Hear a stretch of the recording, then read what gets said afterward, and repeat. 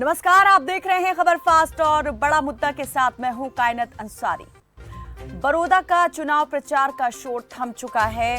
दिग्गज चुनाव प्रचार में जोर आजमाइश कर चुके हैं और अब बारी जनता की है कि वो किस दल के उम्मीदवार को जिताने के लिए कितना जोर लगाती है। हालांकि जो तमाम पार्टियां यहां इस चुनावी मैदान में उतरी हैं, उनके दिग्गजों का यही दावा है कि जीत उनका मुकद्दर होने वाली है। लेकिन ये बड़ौदा की जनता को तय करना है कि वो किसे मुकद्दर का सिकंदर बनाने वाली है।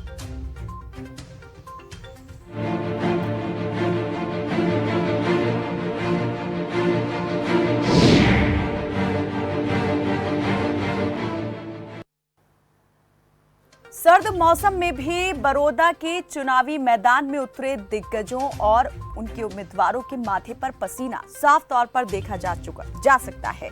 चुनाव प्रचार भले ही खत्म हो गया हो, थम गया हो, लेकिन मतदान से पहले की ये चंद घड़ियां, चंद घंटे जो हैं वो सभी उम्मीदवारों के लिए किसी बड़ी परीक्षा से कम नहीं है। दिलों की धड़कनें तेज हो रही हैं, माथे पर पसीना भी आ रहा है और लगातार एक बेचैनी जो है वो देखी जा रही है, क्योंकि अब जनता ये तय करने वाली है कि वो इतने दिन की मेहनत जो यहाँ पर तमाम राजनीतिक दल के नेताओं की तरफ से चुनाव प्रचार में की गई है, उस मेहनत का सिला जो है उन्हें किस तरीके से देने वाली है, किसको अपना जनादेश देकर के वो अपने सर पर बैठाएगी, किसे ताज मिलेगा और कौन यहाँ पर इस बार जो है नाउम्मीद ही लौट जाएगा। इस चुनाव से तमाम दलों को तमाम तरह की उम्मीदें जो हैं वो जुड़ी हुई हैं।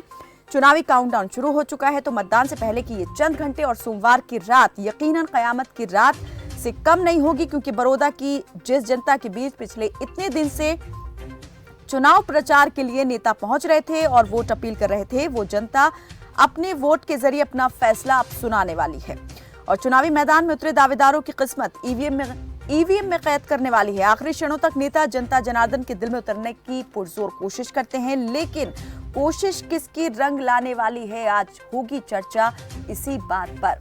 तो बड़ौदा का जो इतिहास रहा है उसको अगर देखें तो पिछले 3 बार से इस चुनाव इतिहास में कांग्रेस का उम्मीदवार विजयी रहा और इससे पहले 2009 से पहले ये जो सत्ता थी बड़ौदा की वो इनेलो के हाथ थी। तो इनेलो को भी उम्मीद है कि उसे अपना गढ़ वापस मिलेगा इस चुनाव से। कांग्रेस को ये आस है कि वो अपना किला बरकरार रख पाएगी और साथ ही जेजेपी बीजेपी मिलकर इस बात का जोर लगा रहे हैं कि इस बार वो इस क्षेत्र में कमल खिला दे। तो किसकी उम्मीदें बराने वाली हैं, चर्चा आज करेंगे इसी बात पर। कई एक्सपर्ट्स हमारे साथ जुड़ चुके हैं।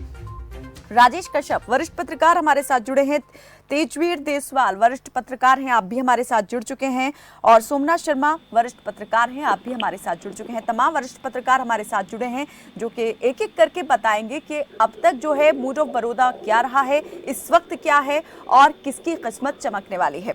राजेश कश्यप जी, आपसे शुरुआत करते हैं। क्या लग रहा है, किसका दबदबा है और किस पर दबाव है?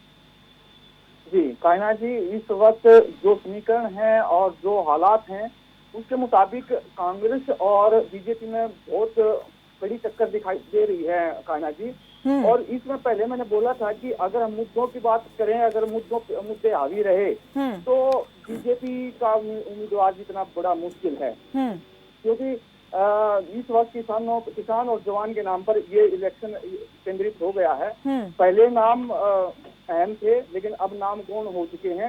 अब मुद्दे मतलब अहम हो गए हैं और ये लोकतंत्र की अच्छी पहचान है और अच्छा एक सकारात्मक रुख कह सकते हैं कान्हा जी। और इस वक्त बीजेपी के पास हो सकता है कि कड़ा मुकाबला करें, लेकिन इस वक्त कांग्रेस का पलड़ा भारी दिखाई दे रहा है कान्हा जी।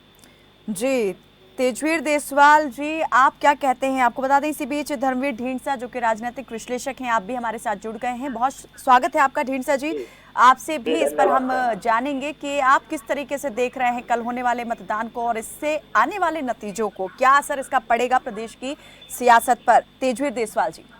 जी कायनात जी, जिस प्रकार से चुनाव की जो है मतदान में कुछ ही समय बाकी है और सभी उम्मीदवार और सभी पार्टियां अपना पूरा दमखम लगाए हुए हैं, उसको देखते हुए लग रहा है कि बीजेपी और कांग्रेस में कांटे की टक्कर है।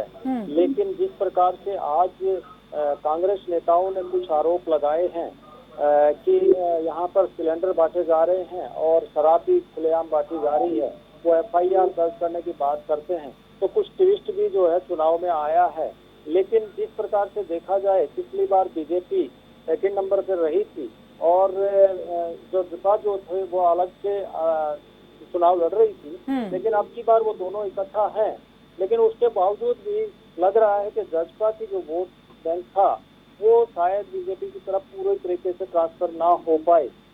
लेकिन ये चुनाव लग रहा है जिस तरह से लड़ा जा रहा है, तो जातीय समीकरण जो है इस चुनाव में जरूर सामने आएंगे और राजकुमार सैनी और इनेलो का जो है इसमें इफेक्ट जरूर रहेगा। ये चर्चा का विषय भी बना हुआ है, क्योंकि जिस प्रकार से सुनने में आ रहा है, जो सर्वे के रिपोर्ट हैं उसमें राजकुमार सैनी जो है ये इफेक्ट किस तरह का रहेगा और किसे सबसे ज्यादा अफेक्ट करेगा?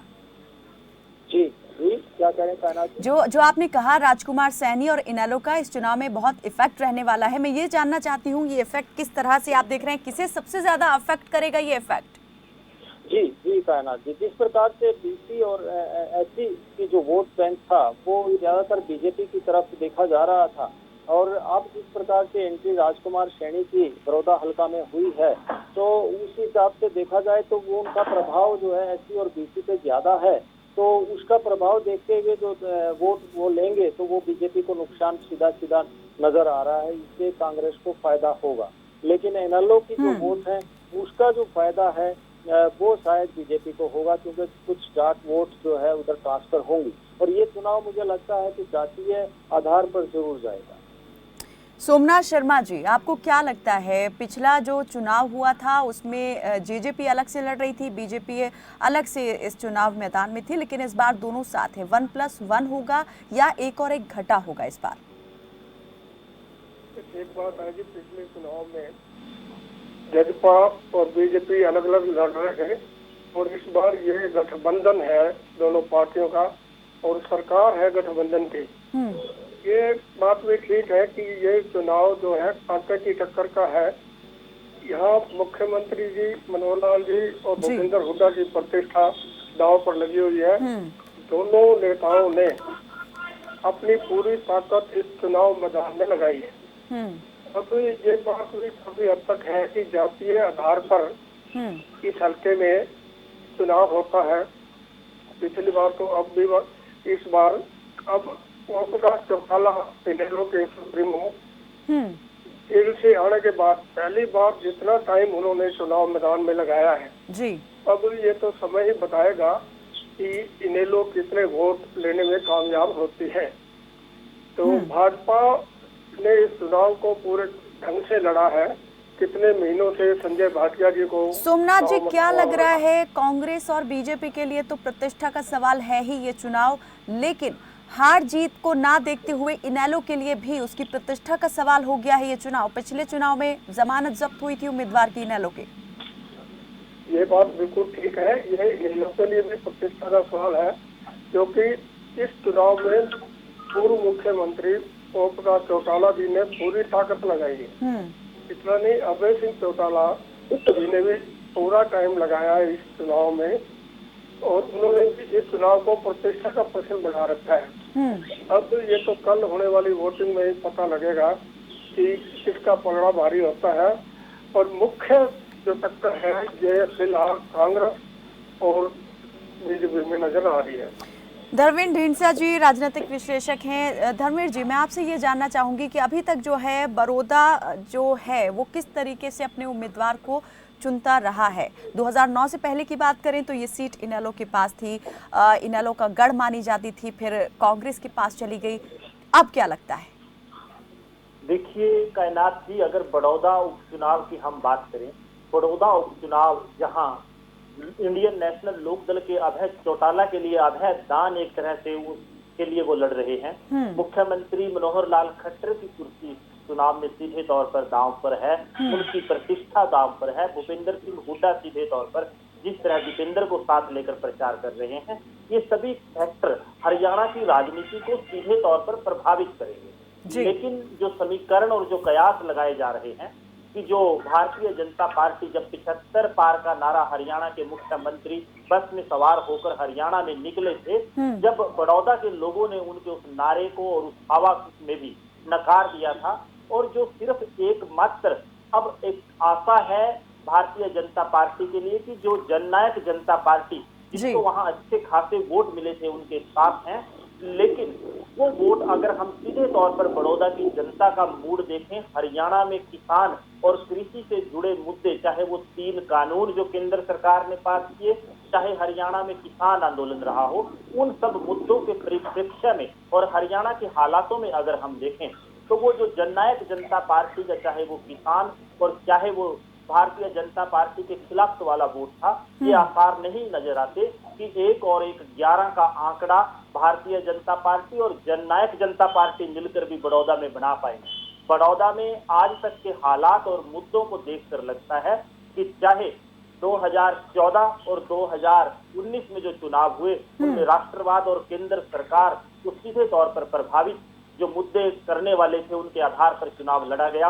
केवल और केवल जो गठबंधन है उसके पास एकमात्र की अभी जो सरकार है वो 4 साल उनके पास और पड़े हैं बाकी, और 4 साल लोगों को सरकार से जुड़े रहकर विकास की एक आशा और काम कराने के लिए जो प्रलोभन कहें या आश्वासन कहें सरकार की तरफ से दिए जा रहे हैं, अगर दूसरे जमीनी स्तर के फैक्टर केवल 4 साल सरकार के बकाया रहने को देखकर हम देखें तो वो सरकार और गठबंधन के खिलाफ जाते नजर आते हैं बड़ौदा में। सोमनाथ जी, क्या लगता है ये चुनाव जो है मुद्दों का है, चेहरों का है या पार्टी के दिग्गजों का है? ये बात ठीक है, ये चुनाव पार्टी के दिग्गजों ने अपनी प्रतिष्ठा का सवाल बना रखा है। अब ये मतदाता भी इस चीज को बढ़िया उससे देख रहे हैं, जैसे मुख्यमंत्री ने कितने लुभावने नारे दिए हैं। अगर आप योगेश्वर दत्त जी को जिता के भेजोगे तो झंडी लगाना मेरा काम है, बड़ौदा के विकास कार्यों के लिए एक OSP लगा दूंगा, ये सब चीजें मतदाताओं को लुभाने वाली बातें हैं। अलग जैसे कांग्रेस के चुनाव में देखा है, जैसे चर्चाएं चल रही हैं कि ये चुनाव भूपिंदर सिंह हुड्डा और दीपेंद्र सिंह हुड्डा ने अपने बल पे लड़ा है। कांग्रेस के जो बाकी शैलजागी है या प्रभारी जी है वो एक आध बार आए हैं, और 2 दिन पहले ही वो भिवानी में एक अलग से कार्यक्रम कर रहे हैं। तो इसका मतलब ये है कि इन्होंने भूपिंदर हुड्डा पर ही छोड़ रखा है सारा कुछ। भूपिंदर हुड्डा ने अपनी पूरी ताकत लगाई है, दीपेंद्र को चुनाव अधिकारी बनाया है। भूपिंदर हुड्डा भी अपने बेटे दीपेंद्र जी को राजनीति में आगे लाने के लिए पूरे प्रयास कर रहे हैं। ये चुनाव इसलिए प्रतिष्ठा का सवाल है क्योंकि ये दीपेंद्र हुड्डा के उसमें अधिकार में लड़ा जा रहा है। बिल्कुल, उनका कद भी यहाँ पर सियासी कद ये चुनावी नतीजे जरूर तय कर देंगे कि कितना बढ़ जाएगा और या फिर कितना कम हो जाएगा। तेजवीर देसवाल जी, जैसे ये कहा जा रहा है कि कांग्रेस जो है इसे प्रदेश की सियासत की ही दिशा और दशा परिवर्तन के तौर पर देख रही है इस चुनाव के नतीजों को, क्या लगता है हार जीत कितना मायने रख रही है किस पार्टी के लिए? जी कायनात जी, सही आप कह रहे हैं। जिस प्रकार से देखा जाए भूपेंद्र हुड्डा और बाकी पार्टियों के दिग्गज जो है आमने सामने हैं, और वो कहीं भी जो है उम्मीदवार का चेहरा ज्यादा सामने नहीं आ रहा है। आरोप प्रत्यारोप सिर्फ और सिर्फ एक दूसरे के सुप्रीमों पे लगाए जा रहे हैं। तो ये जो भूपेंद्र हुड्डा बार बार जो है जनसभाओं में कहते हैं कि ये चुनाव जो है चंडीगढ़ का चुनाव है, ना कि बड़ौदा हल्के का चुनाव है। यहाँ से बड़ौदा होते हुए हम चंडीगढ़ जाएंगे। तो जिस प्रकार का ये सवाल इन्होंने बनाया हुआ है कि भाई हम जो है ये इस हल्के की प्रतिष्ठा का सवाल है और ये जो है चंडीगढ़ यहाँ बड़ौदा हल्के से होते। भूपेंद्र हुड्डा ने बार बार अपनी चुनावी सभाओं में चौधर का भी जिक्र किया कि वापस चौधर लेकर आनी है। जी बिल्कुल बिल्कुल, उन्होंने बार बार हर सभा में उन्होंने बोला है कि ये एक विधायक का चुनाव नहीं है, ये चौधर का चुनाव है, और ये जो है मुख्यमंत्री का चुनाव है, ये चंडीगढ़ का चुनाव है। ये बार बार उन्होंने बोला है।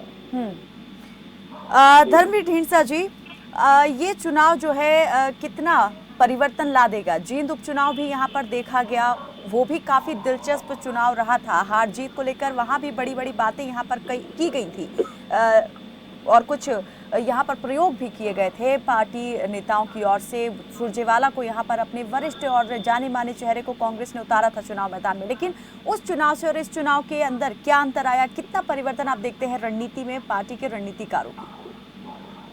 जी कायनात जी, आपने बिल्कुल सही कहा कि जींद में जो हुआ उससे सबक हरियाणा की और राजनीतिक लोगों को और हरियाणा के वोटर को, चाहे वो बड़ौदा के हों, उनको लेने का वो काम करेंगे। जींद में जब उपचुनाव हुआ तो सरकार ने जैसे बड़ौदा में पूरी ताकत झोंककर जींद के लोगों को एक तरह से आश्वासन दिया, विश्वास दिलाया था कि जींद एक तरह से दूसरी राजधानी ही हरियाणा की हम बनाने का काम करेंगे। लेकिन क्या चुनाव के बाद, इस चुनाव के बाद जींद की दशा और दिशा में कितना परिवर्तन आया? मौजूदा समय में जो बड़ौदा का उपचुनाव है वो खट्टर सरकार के जो पिछले 5 वर्षों के बाद 1 साल जो गठबंधन सरकार का है उसके कामों पर एक तरह से मुहर लगाने वाला चुनाव होगा कि हरियाणा प्रदेश की जनता कितना उनके साथ है और कितना विपक्षी जो पार्टियां हैं, चाहे वो कांग्रेस है और दूसरे लोग हैं, उनके साथ हैं। लेकिन इन सब से हटकर हरियाणा की जो राजनीतिक परिप्रेक्ष्य है उसमें हम जो जातिवाद का फैक्टर सीधे तौर पर चलता है उसको नकारा नहीं जा सकता। भारतीय जनता पार्टी सीधे तौर पर हरियाणा में अप्रत्यक्ष रूप से, अगर मैं कहूँ, नॉन जाट का नारा लेकर चले थे और वहाँ जो प्रत्याशी और जो परिस्थितियां सीधे तौर पर बड़ौदा में बनती नजर आ रही हैं वो कहीं ना कहीं इस चुनाव को भी, हर एक चुनाव या कोई हरियाणा का चुनाव रहा हो, उसको प्रभावित करती हैं और ये चुनाव भी जातीय समीकरणों से अछूता नहीं रहेगा। ये एक निश्चित तौर पर हमें जान लेना चाहिए। इसके अलावा जो मुद्दे हैं, जो मैंने पहले भी कहा कि हरियाणा एक कृषि प्रधान प्रदेश है, सीधे तौर पर आबादी का एक बड़ा हिस्सा किसानी और खेती से जुड़ा है और हरियाणा में जो किसान आंदोलनरत है, चाहे वो केंद्र सरकार के कानून हो या हरियाणा सरकार का लाठीचार्ज के बाद जांच ना कराने का रवैया हो, ये ऐसे फैक्टर हैं जो सीधे तौर पर इस चुनाव को प्रभावित करेंगे। सोमनाथ शर्मा जी, जिस तरीके से बार बार बीजेपी के नेताओं की ओर से ये कहा गया कि ये चुनाव जो है किसी नेता का नहीं, उम्मीदवार का नहीं है, बल्कि बड़ौदा के परिवर्तन और विकास का चुनाव है, तो ये जरूर संदेश देने की कोशिश की गई कि अगर बीजेपी उम्मीदवार आएगा तो विकास जरूर हो पाएगा, लेकिन कांग्रेस ने यहाँ पर इसे साग का चौधर का सवाल बनाया। क्या लगता है जनता के दिमाग में किसकी बात घर कर जाएगी इस बार, और किस बात को लेकर इस बार मतदान कर सकती है बड़ौदा की जनता? ये बात ठीक है, भाजपा ने विकास के मुद्दे पे चुनाव लड़ा है और सभी मंत्रियों ने, जितनी भी इनकी भाजपा की चुनाव प्रचार में सोच लगी उनकी, सारे सांसद, सारे मंत्री जदपा के और भाजपा के, और सब ये विकास के नाम पे ही वोट मांग रहे थे। ये बार बार ये ब्लेम लगा रहे थे कि कांग्रेस शासन काल में यहाँ 2 बार किशन सिंह जी रहे एमएलए और विकास नहीं हुए। अगर अब बीजेपी का एमएलए बन जाएगा तो विकास के पूरे दरवाजे खोल दिए जाएंगे और ये भी कई घोषणाएं की, कॉलेज खोल दिए, यूनिवर्सिटी खोल दी और IMT की स्थापना करेंगे। इसलिए मतदाताओं को लुभाने के लिए भाजपा ने कोई और कसर बाकी नहीं छोड़ी है।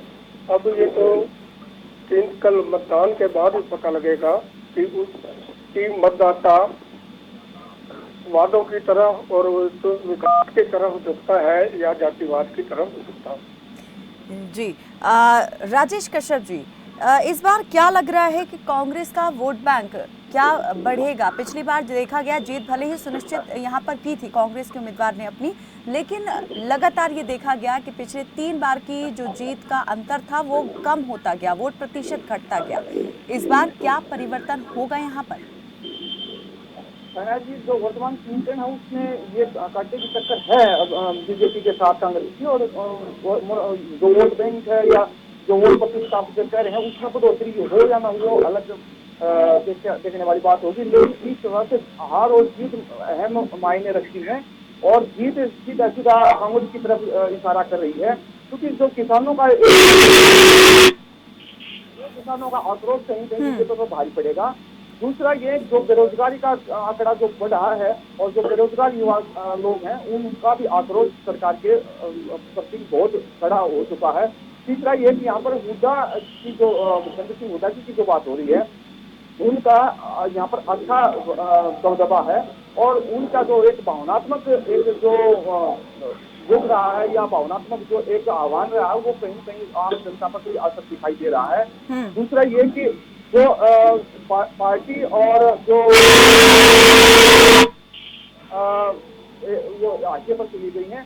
अब इस वक्त ये है कि जो परखा जाएगा बीजेपी की तरफ से वो विकास के नाम पर वोट मांग रही है, जबकि जनता ये दूसरा जो कांग्रेस की तरफ से कांग्रेस का गढ़ रहा है ये बड़ौदा जी।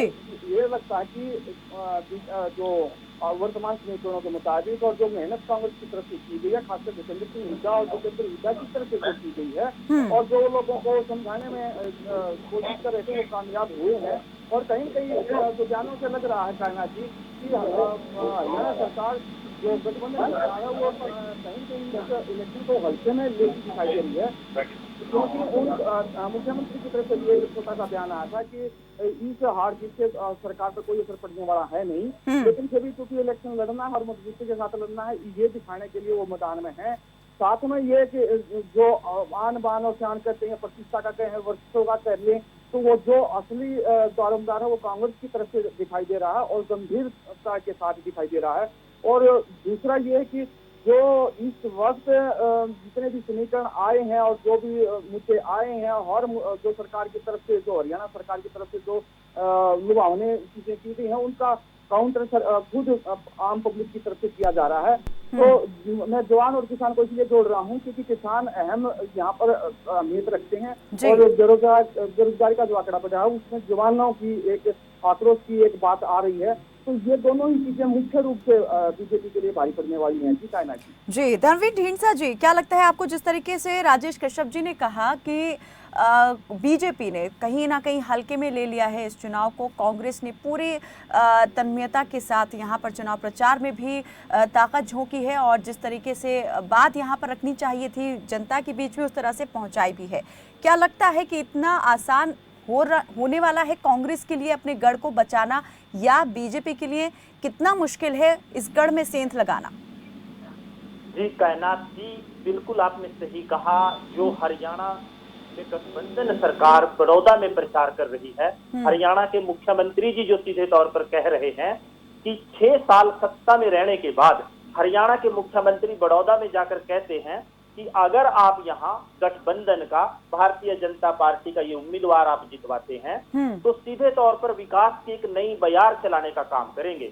उनके शब्दों से ही सीधे तौर पर अगर हम देखें, क्योंकि विपक्ष का विधायक होने के कारण क्या पिछले 6 वर्षों में यहाँ विकास नहीं किया गया? क्या इसकी बड़ौदा की अनदेखी केवल विपक्ष का विधायक होने के कारण की जाएगी या विपक्ष अगर विधायक वहां जितवाकर विपक्ष का कांग्रेस का किसी दूसरे दल का आता है फिर वहां विकास नहीं किया जाएगा?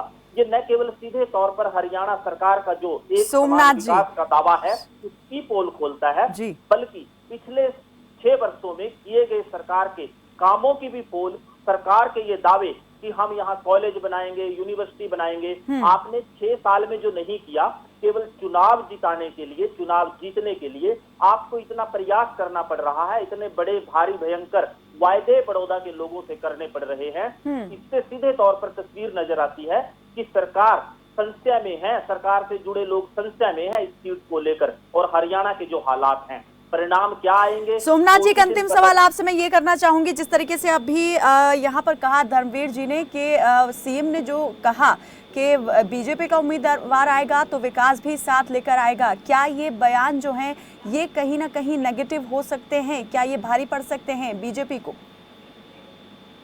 ये बात बिल्कुल ठीक है मैडम जी आपकी कि मुख्यमंत्री ने जो घोषणाएं की हैं, विकास की घोषणाएं करके वोटों को प्रभावित करने का, वोटों को अपनी ओर आकर्षित करने के लिए ये उनके प्रयास है, क्योंकि इस हल्के में आज तक कभी कमल खिला नहीं। ये पहला प्रयास है गठबंधन का और ये गठबंधन के टाइम पे ये पहला चुनाव हो रहा है। ये दोनों पार्टियों का, जदपा और भाजपा की प्रतिष्ठा का भी सवाल है जी। दोनों पार्टियों ने पूरा जोर लगाया है और विकास की बात कह के वोटरों को अपनी ओर आकर्षित चलिए, करने- यानी कि ये चुनावी जीत जो है वो गठबंधन सरकार के साथ साथ इंडिविजुअली बीजेपी और जेजेपी के लिए बड़ी चुनौती है कि किस तरीके से यहाँ पर जनता जो है उसे वो प्रभावित करने में कामयाब रहे हैं, सफल रहे। जैसा आपने कहा कि पहला प्रयास है, तो इस प्रयास में ही पूरा प्रयास किया गया है कि अपनी जीत सुनिश्चित की जाए। बहुत बहुत शुक्रिया आप सभी मेहमानों का हमारे साथ इस चर्चा में जुड़ने के लिए। तो बड़ौदा के रण में जीत के लिए सभी की तरफ से पूरा दमखम जो है वो आजमाया गया है और तैयारी जो है वो भी देखी गई कि पूरी तरीके से तैयारी जोर शोर से इस चुनाव प्रचार के लिए की गई थी पार्टी नेताओं की ओर से, दिग्गजों की ओर से। उम्मीदवार भले ही दिखाई ना दे रहे हों, लेकिन दिग्गज जरूर यहां पर चुनाव प्रचार के मैदान में दिखाई दिए हैं। अब देखने वाली बात यही रहेगी कि जनता जो है, बड़ौदा की जनता किस पर अपनी मोहर लगाती है, क्योंकि कुछ ही क्षण जो है यहाँ पर घंटे जो है वो शेष रह चुके हैं और ये वक्त जो है उम्मीदवारों की दिल की धड़कनें तो बढ़ा ही रहा है, साथ ही जो पार्टी के नेता हैं उनके लिए भी ये जरूर टेंशन जो है वो देता जा रहा है। लेकिन टेंशन किसकी कम होती है और किसकी बढ़ती है, ये बड़ौदा की जनता ही तय करने वाली है। फिलहाल के लिए मेरे साथ बस इतना ही। आप देखते रहें खबर फास्ट। नमस्कार।